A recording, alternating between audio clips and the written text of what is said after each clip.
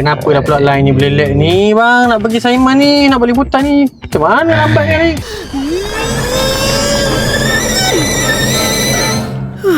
Biasalah Gat, kita kat kawasan luar bandar ni.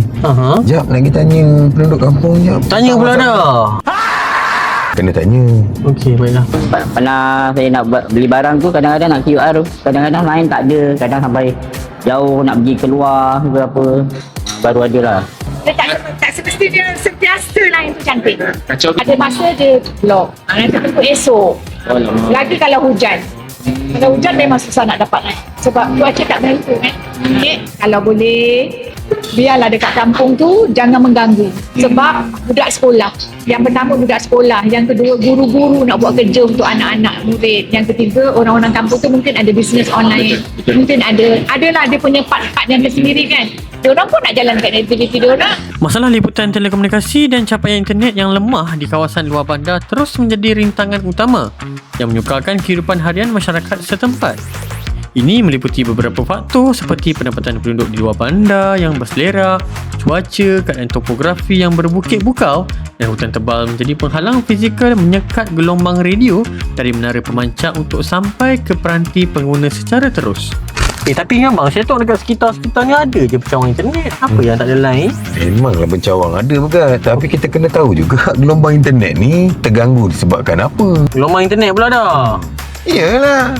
Kerana banyak kawasan terutama di Johor Utara dan juga di belah pantai timur, bentuk muka bumi dan juga mungkin ladang-ladang sawit, ini ada kesan kepada signal yang mungkin menjadi lemah, terutama di kawasan-kawasan yang berpenduduk yang agak sparse ataupun agak jauh ya. Namun masalah ini sedang ditangani melalui Pelan Jalinan Digital Negara Jendela Fasa 2. Kerajaan kini memfokuskan kawasan pedalaman ekstrim yang tidak mampu dicapai oleh kabel fiber selain terus menaik taraf menara sedia ada kepada rangkaian 4G dan 5G.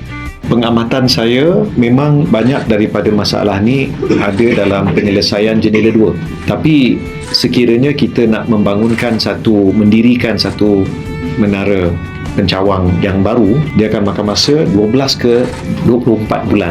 Jadi ada setengah tempat kita lihat, kita manfaatkan apa disebut sebagai infrastruktur pasif, menara yang sedia ada, tapi mungkin tak dilengkapi peralatan telco-telco lain. Kedua, kita mungkin manfaatkan teknologi seperti Starlink untuk memberi kelegaan akses internet segera kepada mana-mana satu komuniti. Jadinya, Kementerian Komunikasi dan Suruhanjaya Komunikasi Multimedia Malaysia (MCMC) sedang berusaha untuk menangani isu masalah internet di luar bandar ni. Betul Megat, ini perlu bagi memastikan komuniti luar bandar tidak terus tercicir dari arus pemodenan dalam era digital.